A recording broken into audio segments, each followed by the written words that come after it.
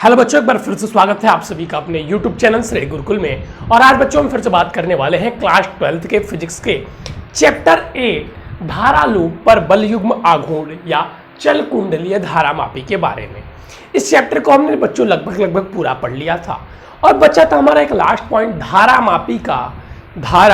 मापी का volt meter में रूपांतरण। लेकिन उससे पहले हम लोगों ने क्या पढ़ा था बच्चा, उसको हम थोड़ा सा रिवाइज कर लेते हैं। सर उससे पहले हम लोगों ने पढ़ा था धारा मापी का अमीटर में रूपांतरण। तो हमने पता था, आप लोगों को बताया गया था कि धारा मापी का जब हम अमीटर में रूपांतरण करते हैं तो हम लोग क्या करते हैं कि धारा मापी में एक प्रतिरोध जोड़ते हैं, एक छोटा सा बहुत कम प्रतिरोध जोड़ते हैं जिसे हम शंट कहते हैं।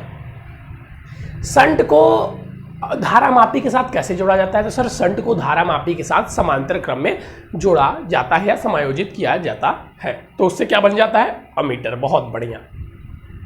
फिर मैंने आप लोगों को बताया था कि जो अमीटर होता है, अमीटर का जो अपना प्रतिरोध होता है वो बहुत कम होता है। और अगर किसी आदर्श अमीटर की बात की जाए, आदर्श ऐसे कुछ होता नहीं है बच्चा, लेकिन अगर बात की जाती है कि अगर आदर्श कहते हैं ना, किसी में कुछ ना कुछ कमियां होती ही हैं, तो इसीलिए आदर्श कोई भी चीज़ नहीं होती, चाहे कोई आदर्श बच्चा कह दे या कोई भी आदर्श पदार्थ हो। तो अगर हम आदर्श अमीटर की बात करें तो आदर्श अमीटर का अपना प्रतिरोध क्या होता है? शून्य होता है। और अब हम बात करने वाले हैं बच्चों धारा मापी का वोल्ट मीटर में रूपांतरण। जिस प्रकार, और हम लोगों ने फॉर्मूला क्या पढ़ा था सर? I अपॉन में IG equal to G upon में I प्लस S, यही पढ़ा था ना, दोनों का विभव बराबर था। चलिए, I अपॉन में IG, S अपॉन में S प्लस G, जहां पे S क्या है सर? शंट है, और G क्या है सर? G धारा मापी का प्रतिरोध है। अब यहाँ पे हम लोग क्या देखने वाले हैं? तो यहाँ पर सर हम लोग देखने वाले हैं धारा मापी का वोल्ट मीटर में रूपांतरण। धारा मापी का वोल्ट मीटर में रूपांतरण, ये चीज हम लोग आज देखने वाले हैं, ध्यान दीजिएगा।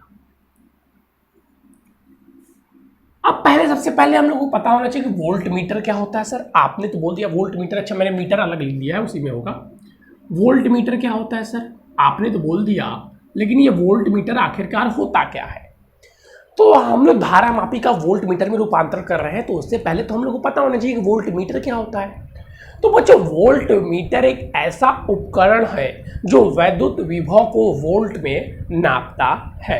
जो वैद्युत विभव को किस में मेजर करता है? वोल्ट में मेजर करता है। क्या बोलेंगे कि वोल्ट मीटर एक ऐसा उपकरण है जो किसी परिपथ में लगे वैद्युत विभव को वोल्ट में मेजर करता है, वोल्ट में नापता है। यह तो हो गया सर वोल्ट मीटर की परिभाषा। अब वोल्ट मीटर से संबंधित भी कुछ हमें यहां पर इंपॉर्टेंट पॉइंट लिखने होंगे, जो कि आप यहां पर नोट बना के लिखेंगे बच्चों, ध्यान से लिखिएगा चीजों को। सबसे पहले कि वोल्ट मीटर का अपना प्रतिरोध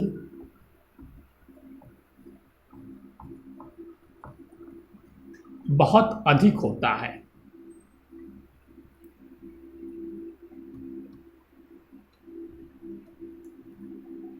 इससे पहले हम लोगों ने पढ़ा था कि अमीटर का अपना प्रतिरोध बहुत कम होता था, लेकिन उसी का उल्टा वोल्ट मीटर में हो जाएगा कि वोल्ट मीटर का अपना जो प्रतिरोध होगा बच्चों वो बहुत ही ज्यादा क्या होगा? अधिक होगा। वोल्ट मीटर का अपना प्रतिरोध क्या होगा सर? वोल्ट मीटर का अपना प्रतिरोध बहुत अधिक होगा। ठीक है, ये चीज समझ में आई? जी सर समझ में आई। अब आगे ध्यान दीजिएगा। अब नेक्स्ट अगर हम बात करें, अगर फिर देखिए जो चीज हमने बोली थी कि अगर हम किसी आदर्श वोल्ट मीटर का अपना प्रतिरोध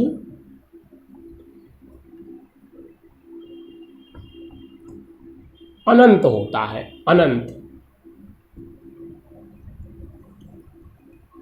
सर वोल्ट मीटर का अपना प्रतिरोध अनंत होता है? जी बिल्कुल।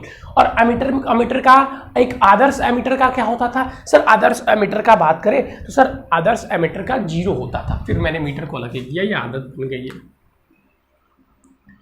आदर्श एमीटर की अगर बात की जाती थी तो आदर्श एमीटर जो होता था वो क्या करता था सर? वहाँ पर अगर हम जब आदर्श एमीटर की बात करते थे तो सर उसका जो प्रतिरोध होता था वो शून्य होता था।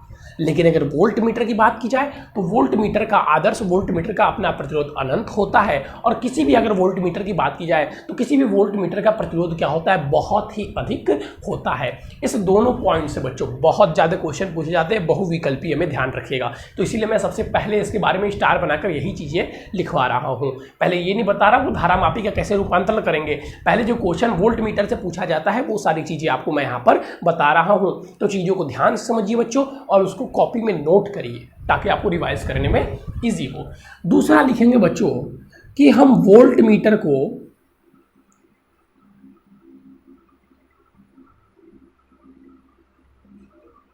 परिपथ में सदैव समांतर क्रम में लगाते हैं।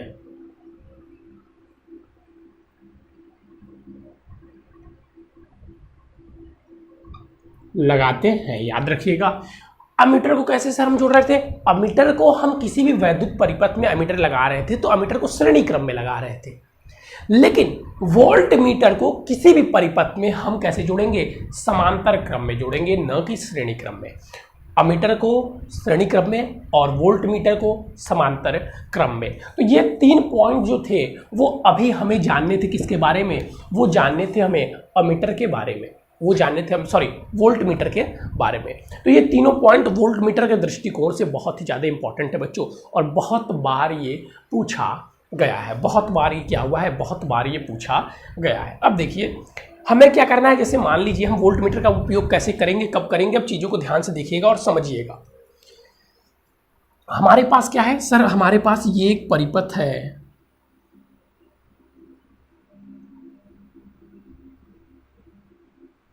जिसमें मान लीजिए प्रतिरोध लगा हुआ है। प्रतिरोध का नाम क्या दे दिया जाए, आर दे दें, एस दे दीजिए, जी दे दीजिए। चलिए हम इसका नाम दे देते हैं, क्या नाम दिया जाए, कुछ समझ में नहीं आ रहा है, इसका नाम एस दे दीजिए।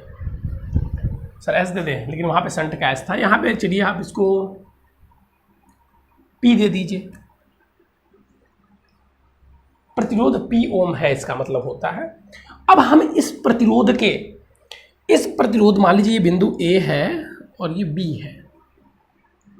अब हम कह रहे हैं कि हमें ए व बीच के बीच वैद्युत विभव ज्ञात करना है और हमारे पास है धारा मापी।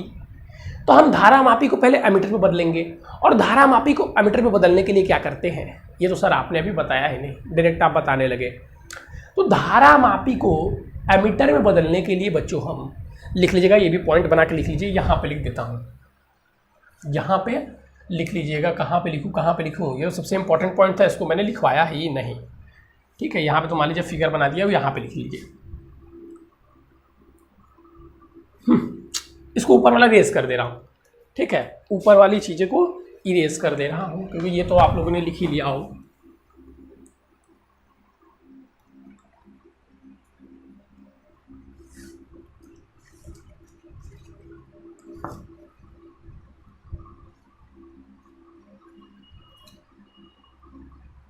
अब ध्यान दीजिएगा चीज़ों को। देखिए अमीटर में अगर आपको याद होगा तो धारा मापी को जब हम अमीटर में बदलते थे तो हम धारा मापी में एक प्रतिरोध जोड़ते थे। हम क्या करते थे सर, हम धारा मापी में एक प्रतिरोध जोड़ते थे जिसे हम संट कहते हैं, और प्रतिरोध धारा मापी के समांतर क्रम में जोड़ते थे, ठीक है। लेकिन यहाँ पे लिखिएगा कि धारा मापी के साथ श्रेणी क्रम में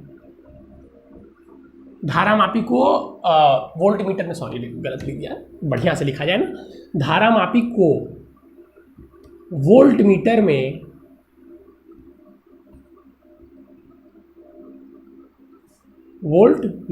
में परिवर्तित करने के लिए या रूपांतरित करने के लिए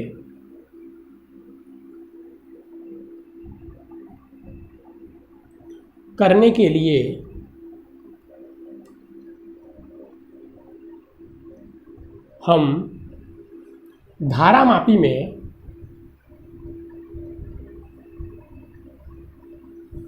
हाँ ठीक है, धारा मापी के साथ एक उच्च प्रतिरोध, एक उच्च प्रतिरोध, एक उच्च प्रतिरोध ब्रैकेट में आर लिख दिएगा, उच्च प्रतिरोध आर को श्रेणी क्रम में जोड़ देते हैं, जोड़ देते हैं। ये सारे इंपॉर्टेंट पॉइंट है, ध्यान में रखिएगा। इसका मतलब ये हुआ बच्चों, यहां पे ध्यान दीजिएगा, यहां पे इसका मतलब ये हुआ कि अगर हमारे पास एक धारा मापी है जी,